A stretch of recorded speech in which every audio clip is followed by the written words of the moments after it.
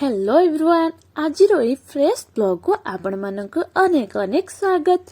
तो मु आज कटक प्रसिद्ध आम ओडिशार कटक प्रसिद्ध दहीबरा प्रिपरेशन करी जोटा कि पाखापाखि मु चिल्ड्रेन्स डे माने नवेम्बर 14 तारिख दिन प्रिपेयर करी बट भिडियोटा अपलोड कर टिके लेट हो गला बट केमिति मु आपण मानक सहित रेसिपीटा शेयर करि न थांती जे तो आसंत डेरी न करी आज रेसिपीटी स्टार्ट करने तो सेति पई मु प्रथमे पाखापाखि 1 केजी पाखापाखि मुझे नहीं धला बिरी जहाँ को गोटे राति पाखापाखि बतुरे रखी सारा पर मॉर्निंग रे मुझा को भल भाव अल्प जमार भी पानी यूज करें अल्प अल्प नहीं ग्राइंड करवा पूरा चिकन करके बाटिबा जमा भी पानिया करें नहले बरा आदौ भल लगे ना।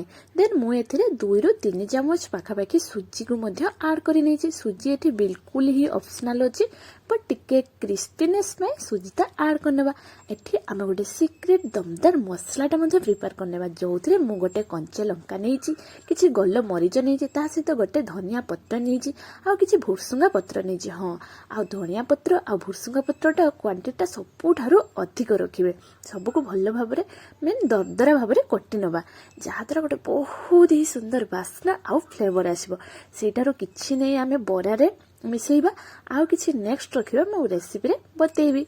देन बरारे पकई सारा पर से किछि लुण आड करने आपण मैंने चाहिए खाइबा सोडा यूज करें पकई सबको भल भाव गलई नेबा पूरा गोटे डिरेक्शन ही भल भाव गलई नेबा। देन आम जानिबा केमिति आमर भल भाव हो सारी बोली आम गोटे बाउल हो कि ग्लास हो पानी नेबा से अल्पना करदे जमी आम बिरीटा ऊपर को उठी आसो देन आम जाना जे आमर बिरीटा जो आम ग्राइंड कर रखी गोलेला बहुत ही भल भाव फेणी हो सारी माने हल्का हो सारी देन एमती सेप्रे छोट छोट करके बरा पूरा गरम तेल रे पकई नेबा।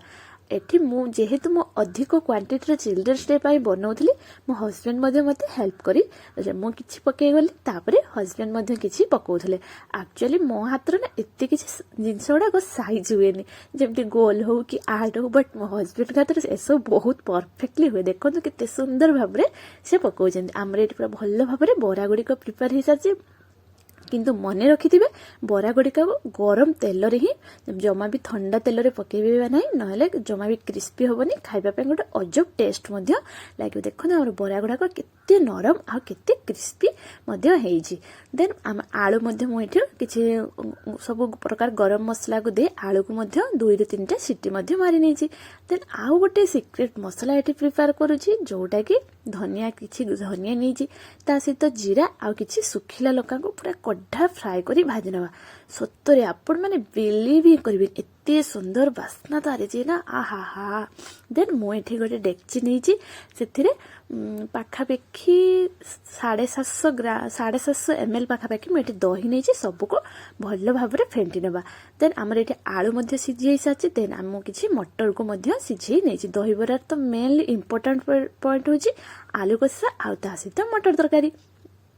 देन सब भल भाव सीझी सारा पर मुझे किसी अदा रसुण पेस्ट कर तेल रे किसी गोटा मसला सहित जीरा को दे भल भाव भाजी सारा पर से पियाज को दबा आउ किसी भुरसुंगा पत्र को आड कर भाजी नेबा।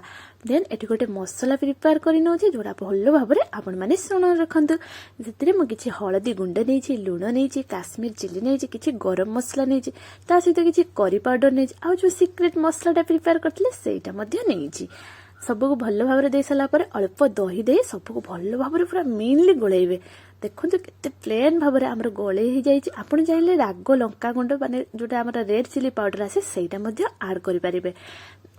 देन भल भाव पियाज हल्का भाजी सारा पर आम से गुंड मसला को जो रखी सेटा को देदेबा ता सहित अदा रसुण पेस्ट टमाटो जो काटी रखी सब कस्तूरी मेथी सबको दे भल भाव फ्राए कर माने किछि समय कषि ना जमती तेल रु आमर सॉरी मसला आमर तेल बाहरी आस मसला को जमा भी तले लगाइबा देबेनी नहले माने गोटे पिता टेस्ट आसीजिवो हल्का आंचरे सबको भल भाव कषि नेबा। एठी मु 2 ରୁ 3 ଚାମଚ पाखापाखि बेसन को हल्का फ्राए करी मसला आड कर जहाद्वारा आम ग्रेवी ना मस्त गोटे ग्रेवी आसो आपण मैंने रेसिपीटा पूरा फुल आज करते देखिए आमर केते सुंदर भाव आमर आलू कषाटा प्रिपेयर होइछि से किछि मसला काढ़ी रखिली जोटा कि आम घुगुनी रे यूज करबा। ସିଝେଇ ରଖିଥିବା ଆଳୁକୁ ଦେଇଦେବା। ତା ସହିତ ଅଳ୍ପ ପାଣି ଦେଇ କିଛି ଗରମ ମସଲା ସହିତ ଧନିଆ ପତ୍ରକୁ ଆଡ୍ କରି କିଛି ସମୟ ଫୁଟିବା ପାଇଁ ଛାଡ଼ିଦେବା। ଦେଖନ୍ତୁ ଆମର ଏଇ ଆଳୁଦମ ତରକାରୀଟା କେତେ ସୁନ୍ଦର ଭାବରେ ପ୍ରିପେୟାର ହେଇଛି। ସତରେ ବହୁତ ହିଁ ଟେଷ୍ଟି ଲାଗୁଥିଲା। ଦେନ୍ ଯେଉଁ ମସଲା ଆମେ କାଢ଼ି ରଖିଥିଲେ ତାକୁ ଆଉ କିଛି ସମୟ କଷି ସାରିଲା ପରେ ଆମେ ସେଥିରେ ଯେଉଁ ସିଝେଇ ରଖିଥିବା ମାନେ ମଟର ଯେଉଁଟାକି ଆମେ ଘୁଗୁନି ପ୍ରିପେୟାର କରିବା ସେଇଟାକୁ ଦେଇଦେବା। ବିଶ୍ୱାସ କରିବେନି, ଆପଣମାନେ ଏହି ପ୍ରୋସେସରେ ଥରେ ଘରେ ପ୍ରିପେୟାର କରନ୍ତୁ ଆଉ ଭିଡ଼ିଓଟା ପୁରା ଫୁଲ୍ ୱାଚ୍ କରନ୍ତୁ। ଏକଦମ କଟକ ପ୍ରସିଦ୍ଧ ଦହିବରା ପରି ଟେଷ୍ଟ ଲାଗେ। ସତରେ ବହୁତ ହି ସୁନ୍ଦର ଟେଷ୍ଟ ହେଇଥିଲା। ମୁଁ ତ ସେଇଟା ଆପଣମାନଙ୍କ ପାଖରେ କହିବି ପାରୁନି, ଏତେ ସୁନ୍ଦର ଏତେ ଟେଷ୍ଟି ହେଇଥିଲା। ଆପଣମାନେ ନିହାତି ଥରେ ଥରେ ଘରେ ଟ୍ରାଏ କରନ୍ତୁ ଆଉ ମୋତେ କମେଣ୍ଟ ମାଧ୍ୟମରେ ନିଶ୍ଚୟ ଜଣାନ୍ତୁ। ଦେନ୍ ସିଝେଇ ରଖିଥିବା ମଟରକୁ ମଧ୍ୟ ଆଡ଼୍ କରିବେ। ହଁ, ମନେ ରଖିଥିବେ ଆଳୁ କଷାଟା ଅଳ୍ପ ପାଣି ଦେବେ, ବଟ୍ ମଟର ତରକାରୀରେ ଆପଣ ନିଜ ଅନୁସାରେ ପାଣି ଦେବେ। ଆମେ ଯେଉଁ ଛାଙ୍କି ରଖିଥିବା ବରା ହାଲକା ଥଣ୍ଡା ହେଇସାରିଲା ପରେ ଗୁନଗୁନା ପାଣି ମିନ୍ ଉଷୁମ ପାଣିରେ ସେଇ ବରାକୁ ସବୁ କିଛି ସମୟ ମିନ୍ 15ରୁ 20 ମିନିଟ୍ ପାଖାପାଖି ରଖିଦେଲେ ଆମର ବରା ଗୁଡ଼ିକ ପୁରା ଭଲ ଭାବରେ ପାଣି ସୋକ୍ ହେଇଯିବ ଆଉ ସଫ୍ଟ ମଧ୍ୟ ହେଇଯିବ। ତା ଛଡ଼ା ଆମେ ଦହି ପାଣିରେ ଏଟାକୁ ଆଡ୍ କରିନେବା। ସତରେ ଆପଣମାନେ ଘରେ ଥରେ ଏହି ପ୍ରୋସେସରେ ନିହାତି ଭାବରେ ଟ୍ରାଏ କରନ୍ତୁ। ନେକ୍ସଟ ଆମେ ଏଠି ଦହି ପାଣି ପ୍ରିପେୟାର କରିନେବା। ଆଗରୁ ମୁଁ ଦହି ନେଇଥିଲି ପାଖାପାଖି କହିଥିଲି ଆପଣମାନଙ୍କୁ। ଦେନ୍ ଆମେ ସେଥିରେ ଯେଉଁ କିଛି ଲୁଣ ଆଡ୍ କରିନେବା ଆଉ ଯେଉଁ ମସଲାଟା ପ୍ରିପେୟାର କରିଥିଲେ ମିନ୍ ଜିରା ଗୁଣ୍ଡ ଧନିଆ ଗୁଣ୍ଡର ଯେଉଁ ମସଲାଟା ପ୍ରିପେୟାର କରିଥିଲେ ସେଇଟାକୁ 2ରୁ 3 ଚାମଚ ପାଖାପାଖି ଦେଇଦେବେ। ସତରେ ଏତେ ସୁନ୍ଦର ବାସ୍ନା ଆସିବ ଯେ ନା ଆପଣମାନଙ୍କୁ ତ ଇଚ୍ଛା ହେବ ନର୍ମାଲ ଖାଲି ସେଇ ଦହି ପାଣି ପିଇଯିବାକୁ। ଆମର ଏଠି 15ରୁ 30 ମିନିଟ୍ ପାଖାପାଖି ହେବ। ମୁଁ ବରା ଗୁଡ଼ିକୁ ପାଣିରେ ସକ୍ କରି ରଖିଦେଇଥିଲି, ସେଗୁଡ଼ିକୁ ଭଲ ଭାବରେ ଚୁପୁଡ଼ି ପାଣି ପୁରା ନିଗିଡ଼ି କରି ଦହି ପାଣିରେ ଆଡ୍ କରିନେବା। ଦେଖନ୍ତୁ ମୁଁ ଏଠି ସବୁ ବରାକୁ ଏମିତି ଚୁପୁଡ଼ିକି ଦହି ପାଣିରେ ମଧ୍ୟ ଆଡ୍ କରି ନେଇଛି। ଦେନ୍ ଆମେ ଦହିରେ ଛୁଙ୍କ ଦେବା ପାଇଁ ଗୋଟେ ଛୁଙ୍କ ପ୍ରିପାରେସନ୍ କରିନେବା। ଯେଉଁଥିରେ ମୁଁ କିଛି ଅଳ୍ପ ତେଲ ନେଇଛି, ତା ସହିତ କିଛି କଳା ସୋରିଷ ଜିରା ଭୁସୁଙ୍ଗା ପତ୍ର କିଛି ଶୁଖିଲା ଲଙ୍କାକୁ ନେଇ ଆଉ ତା ସହିତ ଲାଷ୍ଟରେ କାଶ୍ମୀର ଚିଲିକୁ ମଧ୍ୟ ଆଡ୍ କରିନେବେ। ପ୍ରଥମରୁ କାଶ୍ମୀର ଚିଲି ଆଡ୍ କରିବେନି, ନହେଲେ ପଡ଼ିଯିବ, ଜମା ବି ଟେଷ୍ଟ ଲାଗିବନି। ଦେନ୍ ଦହି ପାଣିରେ ଆମେ ସେଇ ଛୁଙ୍କଟାକୁ ଦେଇ ଆମର ଏକଦମ ରେଡି ହେଇଯାଇଛି ଏଠି ଦହି ବରା ତା ସହିତ ଆଳୁ କଷା ଆଉ ଘୁଗୁନି ମଧ୍ୟ। ମୁଁ ଏଠି ଆପଣମାନଙ୍କୁ ସର୍ଭ କରି ଗୋଟେ ପ୍ଲେଟ୍ ମଧ୍ୟ ଦେଖାଉଛି। ଦେଖନ୍ତୁ ମୁଁ ଏଠି ପିଲାମାନଙ୍କ ପାଇଁ ବାଢ଼ିଛି, ତ ଅଧିକ କ୍ୱାଣ୍ଟିଟିର ମଧ୍ୟ କରିଥିଲି କାରଣ ମୁଁ ଏଠି ପିଲାମାନଙ୍କ ପାଇଁ ଚିଲଡ୍ରେନ୍ସ ଡେ ଯେହେତୁ ଥିଲା ମୁଁ ପିଲାମାନଙ୍କୁ ଏଠି ସର୍ଭ କରି ଦେଖେଇଛି। ଦେଖନ୍ତୁ ଉପରେ ପୁରା ଏକଦମ ମାର୍କେଟ ଷ୍ଟାଇଲ ଯେମିତି ଦୋକାନର ପୁରା ଯେମିତି ସର୍ଭ କରାଯାଏ ମୁଁ ପୁରା ସେମିତି ହିଁ କରି ଆପଣମାନଙ୍କୁ ଦେଖେଇଛି। ଦେଖନ୍ତୁ ପ୍ରଥମେ ଦହି ବରା ଦେବା, ଦେନ୍ ଆମେ ତା ସହିତ କିଛି ଆଳୁ କଷା ଦେବା, ଦେନ୍ ଘୁଗୁନିକୁ ଦେବା, ତା ସହିତ କାକୁଡ଼ି ପିଆଜ ଗ୍ରେଟ୍ କରି ରଖିଥିବା ଗାଜରକୁ ଦେଇ ଲାଷ୍ଟରେ ସେଉକୁ ଦେଇଦେବା, କିଛି ପିଆଜକୁ ମଧ୍ୟ ଆଡ୍ କରିନେବା। ଲାଷ୍ଟରୁ ତ ମୋଷ୍ଟ ଇମ୍ପୋର୍ଟାଣ୍ଟ ଜାଣିଛ ଦହି ପାଣି ବିନା ତ ମଜା ହିଁ ନାହିଁ। ଆଉ ଦହି ପାଣିରେ ଯଦି କଞ୍ଚା ଲଙ୍କା 2-3ଟା ଦଳିକି ଦିଆଯାଏ ନା, ଆହା କି ଶାନ୍ତି। ଦେଖନ୍ତୁ ମୋର ଦହି ପାଣିକୁ ମଧ୍ୟ ଦେଇଛି। ଏଠି ମୋର ପ୍ରିପେୟାର ହେଇଯାଇଛି ଏକଦମ ସେ ଦହିବରା, ଯୋଉଟାକି ଆମ ଓଡ଼ିଶାର କଟକ ପ୍ରସିଦ୍ଧ।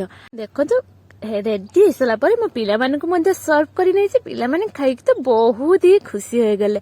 ତ ଆପଣମାନେ ବି ଘରେ ଟ୍ରାଏ କରନ୍ତୁ ଆଉ ସମସ୍ତଙ୍କୁ ଖୁସି କରାନ୍ତୁ। ଜୟ ଜଗନ୍ନାଥ, ଥ୍ୟାଙ୍କ ୟୁ। ପୁଣି ଦେଖାହବ ଆଉ ଏକ ନ୍ୟୁ ରେସିପି ସହିତ।